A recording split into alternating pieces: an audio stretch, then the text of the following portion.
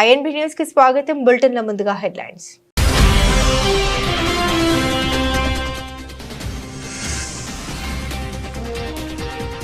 అలా ఉంటే రైతు భరోసా ఇవ్వబోం. కేబినెట్ భేటీ తర్వాత రేవంత్ రెడ్డి కీలక ప్రకటన.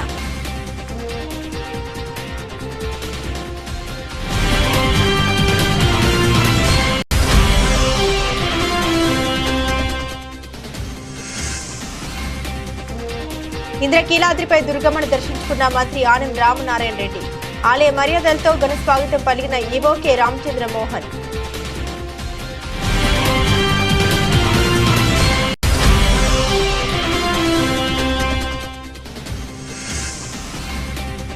హుస్నాబాద్ లో పలు అభివృద్ధి పనులు. ఎల్లమ్మ చెరువు సుందరీకరణ పనులకు మంత్రి పొన్నం ప్రభాకర్ శంకుస్థాపన. ప్రజలకు ఎలా సేవ చేయాలో ఆలోచన చేస్తున్నామన్న మంత్రి.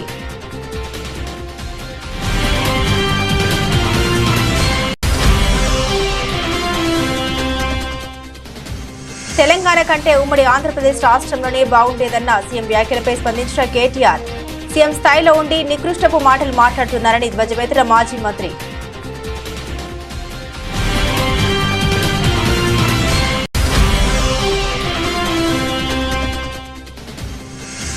ఎన్టీఆర్ జిల్లా స్థాయి విద్యా వైజ్ఞానిక ప్రదర్శన 2025ను ప్రారంభించిన ఎమ్మెల్యే బొండా ఉమ. ప్రభుత్వ పాఠశాల బలోపేతానికి ప్రభుత్వం పెద్దపీట వేసిందని వెల్లడి.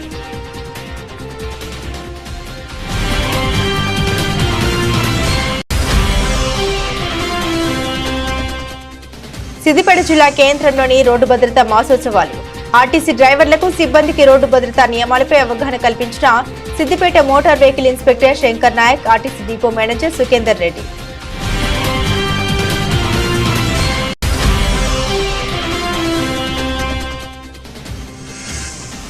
Andhra Pradesh state volunteers association AIYF ఆధ్వర్యంలో ధర్నా. ఎన్నికల వాగ్దానాల్ని అమలు చేయాలని డిమాండ్.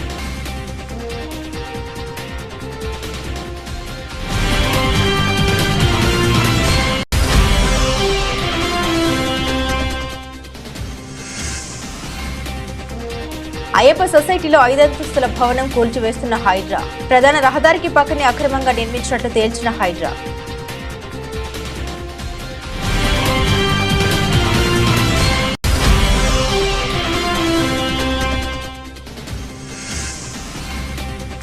కిమ్స్ ఆసుపత్రికి రావద్దంటూ అల్లు అర్జున్ కు నోటీసులు అందజేసిన రామ్ గోపాల్ పేట పోలీసులు. చిక్కడపల్లి పోలీస్ స్టేషన్లో సంతకం చేసి వెళ్లిన పుష్ప.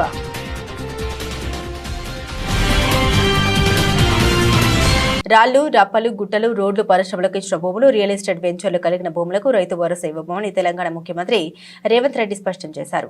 సచివాలయంలో సీఎం అధ్యక్షతన తెలంగాణ కేబినెట్ సమావేశం జరిగింది. సచివాలయంలో 3 గంటల పాటు ఈ కేబినెట్ సమావేశం జరిగింది. అనంతరం నిర్వహించిన పత్రికా సమావేశంలో రైతు భరోసాపై సీఎం రేవంత్ రెడ్డి కీలక ప్రకటన చేశారు. స్పష్టంగా చెబుతున్నామని, వ్యవసాయ యోగ్యత లేని భూములకు మాత్రం రైతు భరోసా వర్తించదన్నారు. వ్యవసాయ భూములకు మాత్రమే ఇలాంటి షరతులు లేకుండా రైతు భరోసా ఇవ్వనున్నట్లు తెలిపారు. రైతు భరోసా కింద సంవత్సరానికి ఎకరాకు 12,000 రూపాయలు ఇస్తామన్నారు. వ్యవసాయ యోగ్యం కలిగిన భూములన్నింటికీ రైతు భరోసా కింద నిధులు ఇస్తామని స్పష్టం చేశారు రేవంత్ రెడ్డి. భూమి లేని వ్యవసాయ కుటుంబాలకు ఏడాదికి 12,000 సహాయం అందిస్తామన్నారు. భూమి లేని రైతు కుటుంబాలకు ఇందిరమ్మ ఆత్మీయ భరోసా కింద 12,000 రూపాయలు ఇవ్వాలని కేబినెట్ నిర్ణయించిందన్నారు. గతంలో పరిశ్రమలకు భూములు ఇచ్చిద్దరని లోపాల కారణంగా రైతు బంధు తీసుకున్న సందర్భాలు ఉన్నాయని, కానీ వారే ముందుకు వచ్చి వివరాలు చెప్పాలన్నారు. జనవరి 26వ తేదీ నుండి అన్ని పథకాలను అమలు చేస్తామని హామీ ఇచ్చారు రేవంత్ రెడ్డి. రైతు భరోసా కార్యక్రమంలో భాగంగా వ్యవసాయ యోగ్యమైన భూములన్నింటికి రైతు భరోసా పథకం కింద నిధులను ఇవ్వడం జరుగుతుంది. గత ప్రభుత్వం రైతు బంధు పథకంలో భాగంగా సంవత్సరానికి 10,000 ఇస్తే,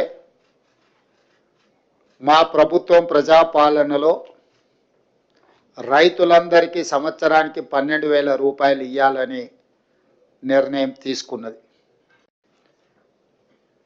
రైతు భరోసా కార్యక్రమంలో భాగంగా వ్యవసాయ యోగ్యమైన భూములన్నింటికి రైతు భరోసా పథకం కింద నిధులను ఇవ్వడం జరుగుతుంది. గత ప్రభుత్వం రైతు బంధు పథకంలో భాగంగా సంవత్సరానికి 10,000 ఇస్తే, మా ప్రభుత్వం ప్రజాపాలనలో రైతులందరికీ సంవత్సరానికి 12,000 రూపాయలు ఇవ్వాలని నిర్ణయం తీసుకున్నది. ఇప్పుడు వెసులుబాటును, ఆర్థిక పరిస్థితులు మనకున్న వెసులుబాటును బట్టి 10,000 నుంచి 12,000 రూపాయలకు పెంచుకోవడం జరిగింది. భూమి లేని వ్యవసాయ కుటుంబాలకు సంవత్సరానికి 12,000 రూపాయలు ఇందిరమ్మ ఆత్మీయ భరోసా పథకం కింద ఇవ్వాలని నిర్ణయం చేయడం జరిగింది. ఇదే కాకుండా చాలా సంవత్సరాల నుంచి రేషన్ కార్డుల సమస్య పేదవాళ్ళను పట్టి పీడిస్తుంది. అందుకే రేషన్ కార్డు లేని అందరికీ నూతన రేషన్ కార్డులు ఇవ్వాలని కూడా ఈ మంత్రివర్గ సమావేశంలో నిర్ణయం తీసుకోవడం జరిగింది. కాబట్టి ఈ అన్ని పథకాలు జనవరి 26, 2025 నుండి ప్రారంభం కాబోతున్నాయి. కొత్త సంవత్సరంలో మొట్టమొదటిసారిగా దేవాదాయ శాఖ మంత్రి ఆనం రామనారాయణ రెడ్డి శ్రీ దుర్గా మల్లేశ్వర స్వామివార్ల దేవాలయాన్ని సందర్శించారు. దేవాలయ ఈవో కె రామచంద్ర మోహన్ ఆలయ మర్యాదలతో మంత్రికి ఘన స్వాగతం పలికారు. అనంతరం మంత్రి ఆనం రామనారాయణ రెడ్డి దుర్గమ్మను దర్శించుకుని ప్రత్యేక పూజలు నిర్వహించారు. తదనంతరం వేద పండితులు మంత్రికి వేద ఆశీర్వచనం చేయగా ఆలయ ఈవో అమ్మవారి శేషవస్త్రం ప్రసాదం చిత్రపటం అందించారు. ఈ సందర్భంగా మంత్రి ఆనం రామనారాయణ రెడ్డి మాట్లాడారు. రాష్ట్ర ప్రజలందరూ ఆనందం, ఆరోగ్యంగా జీవించాలని దుర్గమ్మను కోరినట్టు తెలిపారు.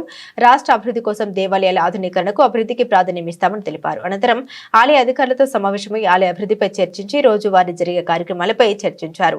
భక్తులకు మరింత సౌకర్యం అందించేందుకు అవసరమైన చర్యలు చేపట్టాలని సంబంధిత అధికారులను ఆదేశించారు. క్యూ లైన్లో ఉన్న భక్తులతో సెక్యూరిటీ సిబ్బంది మర్యాదపూర్వకంగా సమాధానమిస్తూ సజావుగా దర్శనం అయ్యేలా చర్యలు తీసుకోవాలని ఆదేశించారు. ఈ కార్యక్రమంలో మంత్రితో పాటుగా దుర్గగుడి డిప్యూటీ ఈవో ఎం రత్నరాజు, అధికారులు, స్థానాచార్యులు, వైదిక సిబ్బంది, ఆలయ సిబ్బంది పాల్గొన్నారు. సమర్థవంతంగా ప్రభుత్వాన్ని నడపడంలో కాంగ్రెస్ కు అనుభవం ఉందని, ప్రజలకు ఎలా సేవ చేయాలో ఆలోచన చేస్తున్నామని మంత్రి పొన్నం ప్రభాకర్ అన్నారు.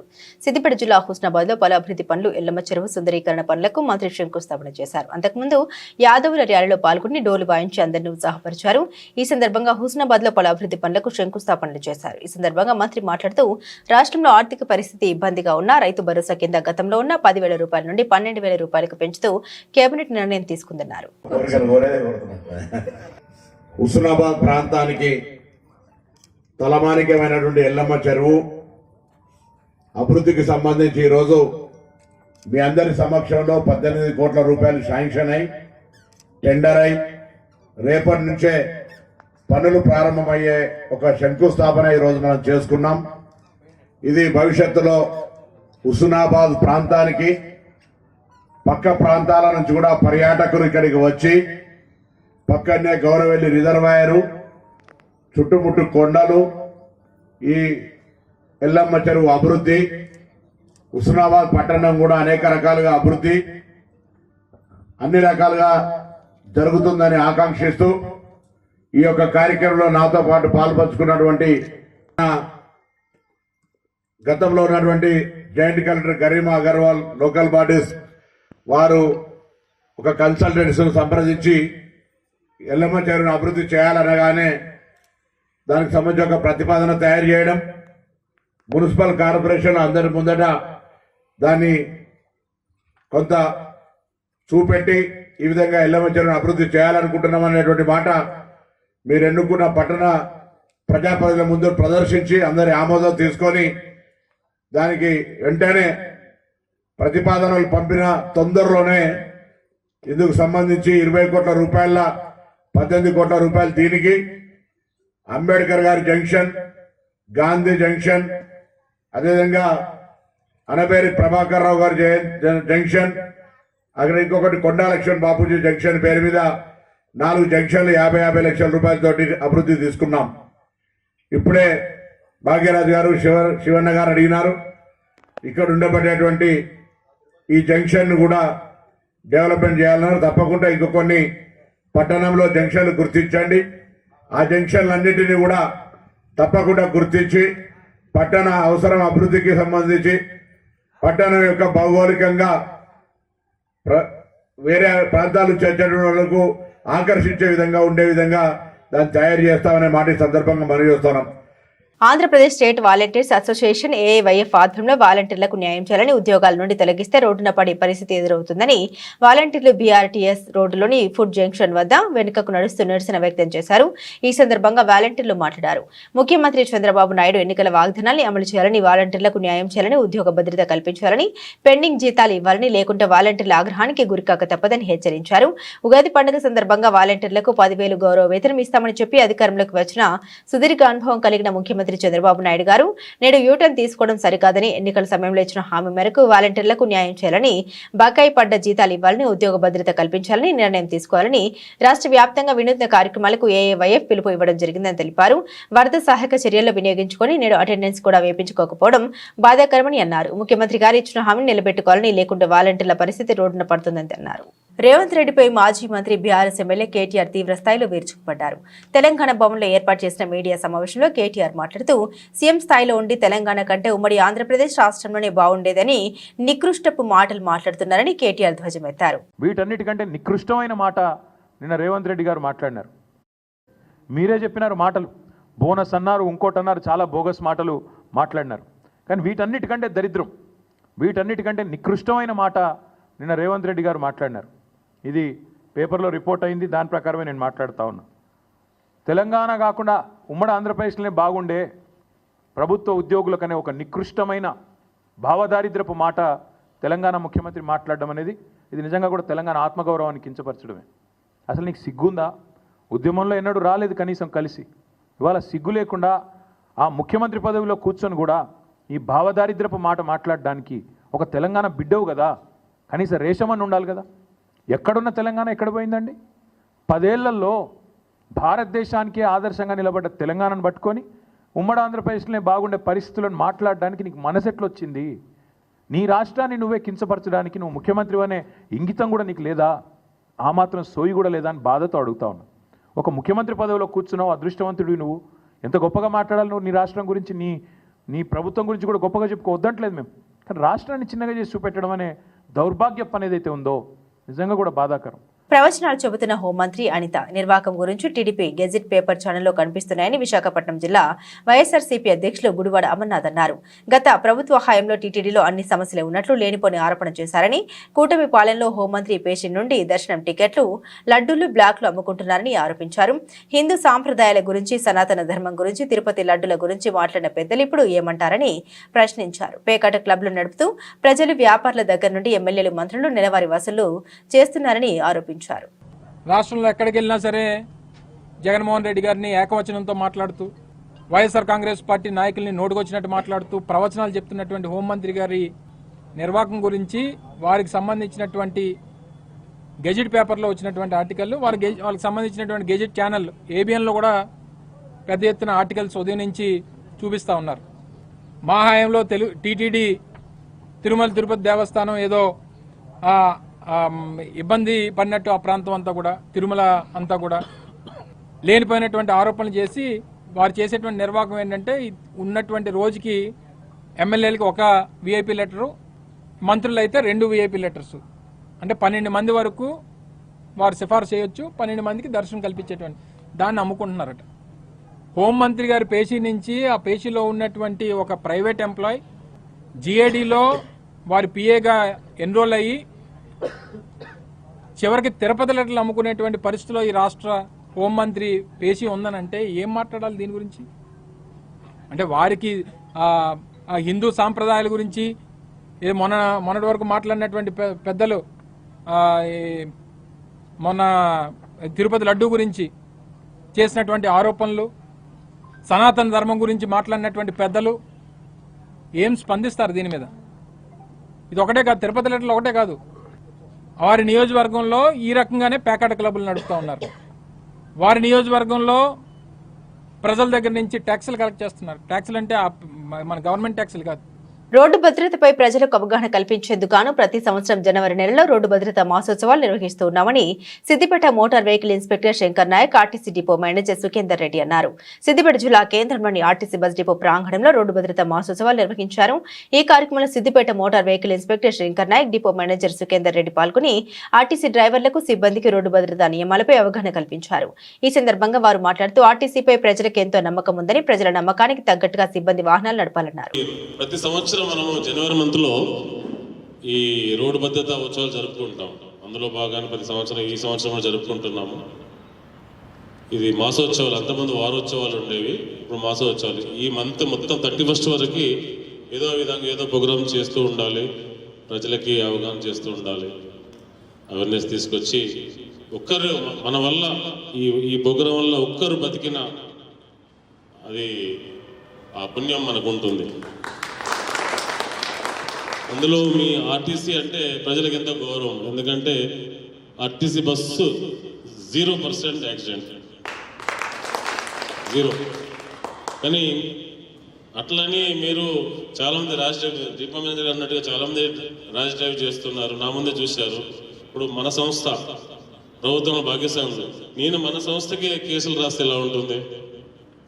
ఎన్నోసార్లు చెప్పాను, కొంతమంది డ్రైవర్లు ఆకు కూడా చెప్పాను నేను, బ్రదర్ మీరు సెల్ ఫోన్ డ్రైవింగ్ అంటే మన డిపో కాదు, నేషనల్ హైవే మీద వేరే డిపో వాళ్ళు సెల్ ఫోన్ డ్రైవింగ్ చేసుకుంటూ నడిపారు చాలాసార్లు.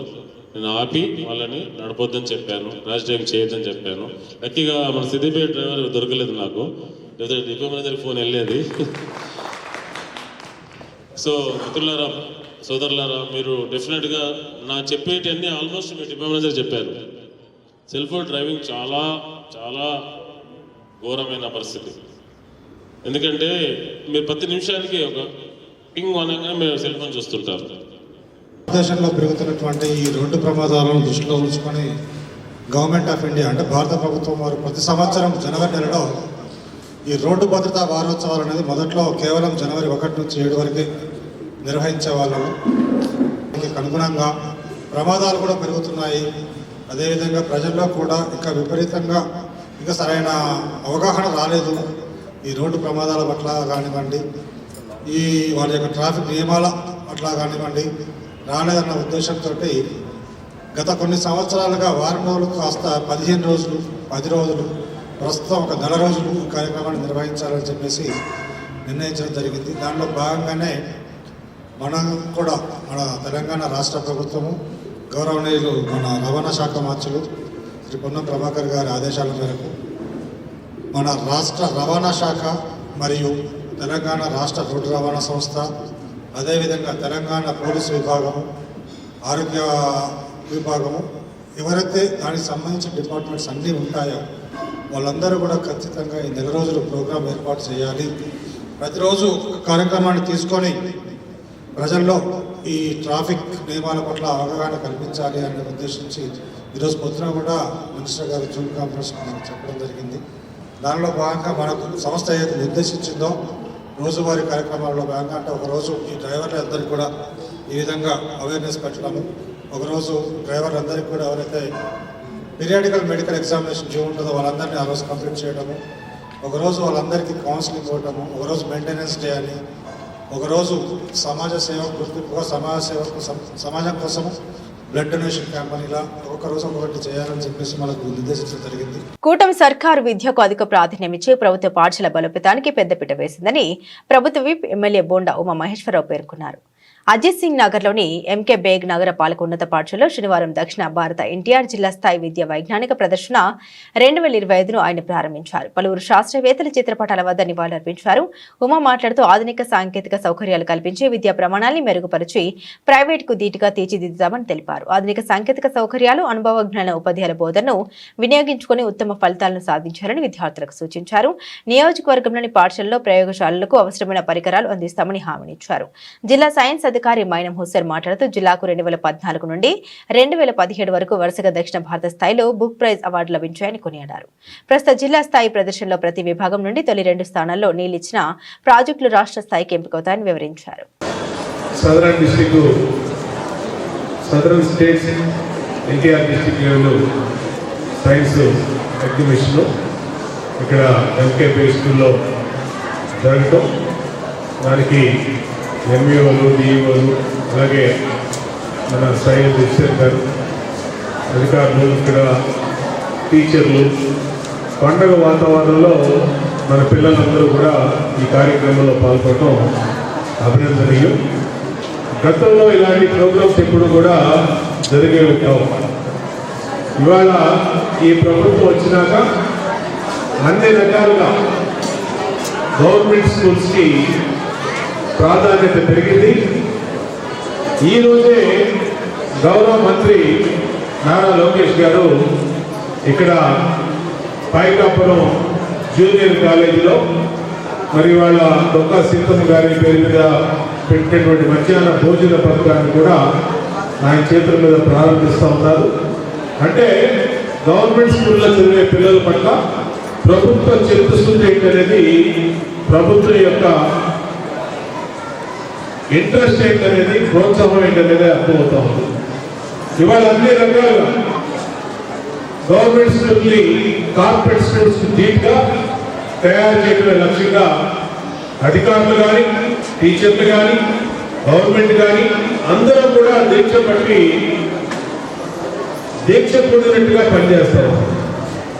ఎందుకంటే ఇవాళ గతంలో చెప్పాను, గవర్నమెంట్ స్కూల్లో చదివే పిల్లలు దేనికి కూడా తీసుకోరు. ఇవాళ ఈ దేశ ప్రధాని నరేంద్ర మోడీ గారు గవర్నమెంట్ స్కూల్లో చదువుకున్నటువంటి వ్యక్తి, ఈ రాష్ట్ర ముఖ్యమంత్రి చంద్రబాబు నాయుడు గారు గవర్నమెంట్ స్కూల్లో చదువుకున్నటువంటి వ్యక్తి, మీతో మాట్లాడుతున్న మీ శాసనసభ్యుడైన నేను బోయపాటి శివరామకృష్ణ మున్సిపల్ స్కూల్లో చదువుకున్నటువంటి వ్యక్తి. యువతను సన్మార్గంలో నడిపించే సినిమాలు రావాలని షార్ట్ ఫిల్మ్ దర్శకుడు నిర్మాతలు ఆ దిశగా చిత్రాలు నిర్మించాలని తెలంగాణ సాంస్కృతిక సారథి డాక్టర్ వెన్నెల అన్నారు. తెలంగాణ భాషా సాంస్కృతిక శాఖ సహకారంతో కరీంనగర్ ఫిల్మ్ సొసైటీ లఘు చిత్రాల నిర్మాతల మండలి ఆధ్వర్యంలో రాష్ట్ర స్థాయి లఘు చిత్రాల పోటీలు నిర్వహించారు. అనంతరం విజేతలకు అవార్డులు అందించారు. ఈ సందర్భంగా మాట్లాడుతూ 1000 మాటల్ని ఒక చిత్రం ప్రతిబింబిస్తుందని అన్నారు. అనంతరం జిల్లా కలెక్టర్ పమల సత్పతి మాట్లాడారు. సందేశాత్మక చిత్రాలు నిర్మించాలని కోరారు. ప్రభుత్వ కార్యక్రమాల అవగాహన కోసం చిన్న చిత్రాలని ప్రోత్సహిస్తామని తెలిపారు.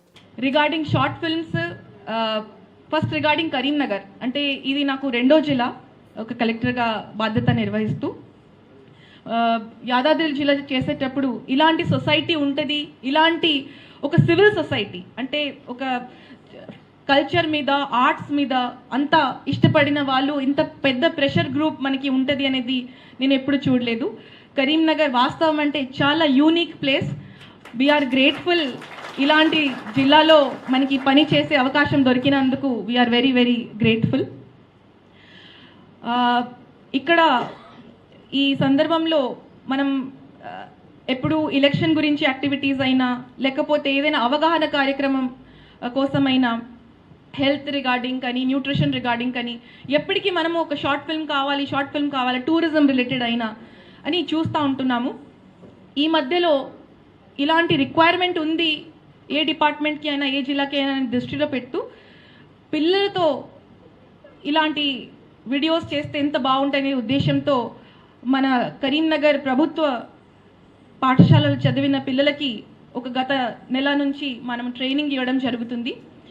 ఈరోజు చూస్తే ఎంత చక్కగా short videos 1 minute, 1.5 minute videos పిల్లలు తీసుకొని వస్తున్నారు. మీరు ఎప్పుడైనా చూసి వాళ్ళని మెంటర్ చేయాలనేది నేను రవిచంద్ర గారిని కోరుకుంటున్నా. తల్లిదండ్రులు తీసుకొని పోయేవారు, ఆ టైం ఉండేది దూరదర్శన్లో.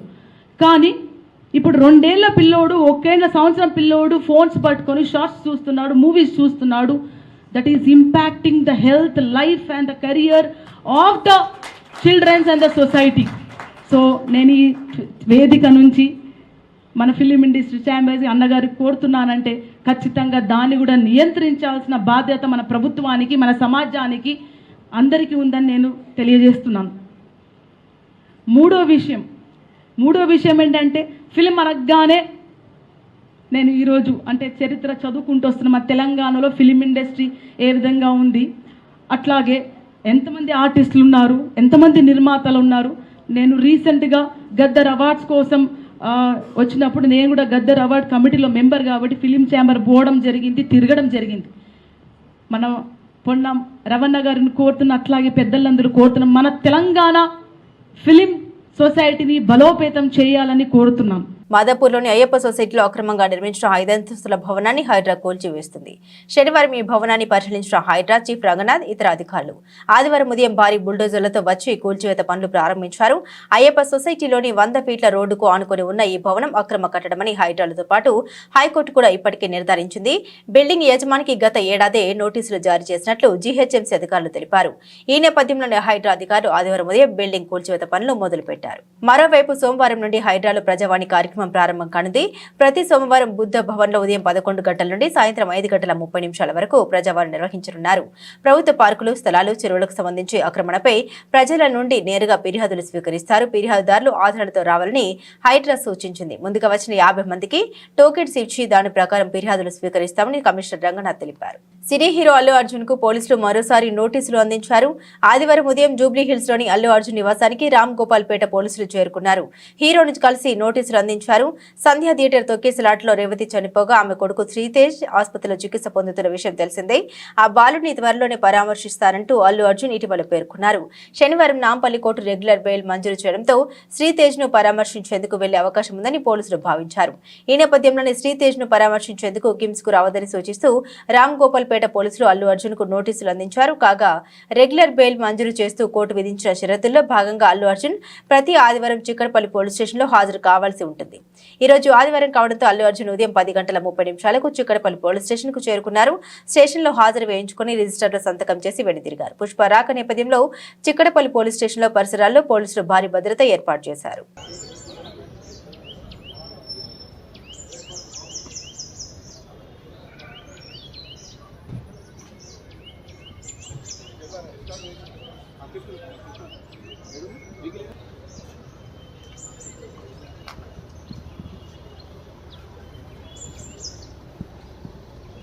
బులెటిన్ ముగించే ముందు హెడ్లైన్స్ మరోసారి.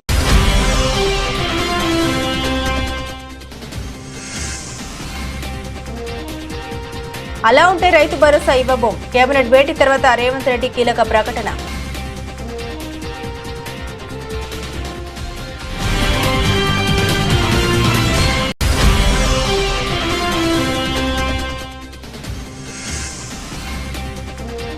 ఇంద్రకీలాద్రిపై దుర్గమ్మను దర్శించుకున్న మంత్రి ఆనం రామనారాయణ రెడ్డి. ఆలయ మర్యాదలతో ఘన స్వాగతం పలికిన ఈవో కె రామచంద్ర మోహన్.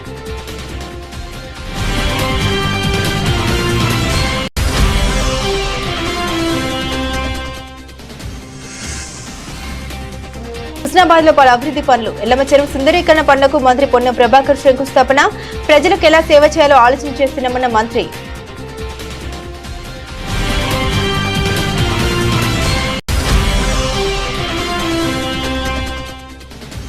తెలంగాణ కంటే ఉమ్మడి ఆంధ్రప్రదేశ్ రాష్ట్రంలోనే బాగుండేదన్న సీఎం వ్యాఖ్యలపై స్పందించిన కేటీఆర్. సీఎం స్థాయిలో ఉండి నికృష్టపు మాటలు మాట్లాడుతున్నారని ధ్వజమెత్తిన మాజీ మంత్రి.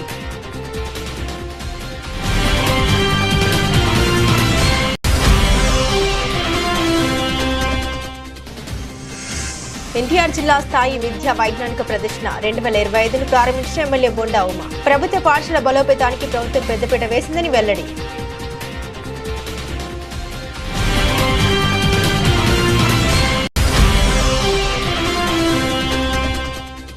సిద్దిపేట జిల్లా కేంద్రంలోని రోడ్డు భద్రతా మాసోత్సవాలు.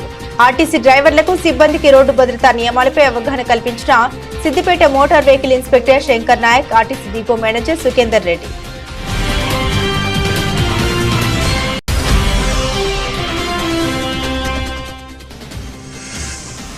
Andhra Pradesh state volunteers association AIYF ఆధ్వర్యంలో ధర్నా. ఎన్నికల వాగ్దానాల్ని అమలు చేయాలని డిమాండ్.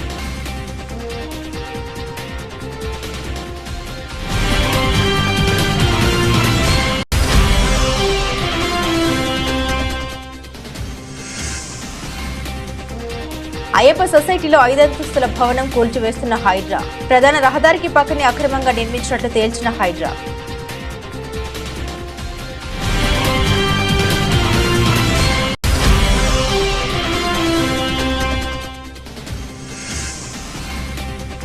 కిమ్స్ ఆసుపత్రికి రావద్దంటూ అల్లు అర్జున్ కు నోటీసులు అందజేసిన రామ్ గోపాల్ పేట పోలీసులు. చిక్కడపల్లి పోలీస్ స్టేషన్ లో సంతకం చేసి వెళ్లిన పుష్ప.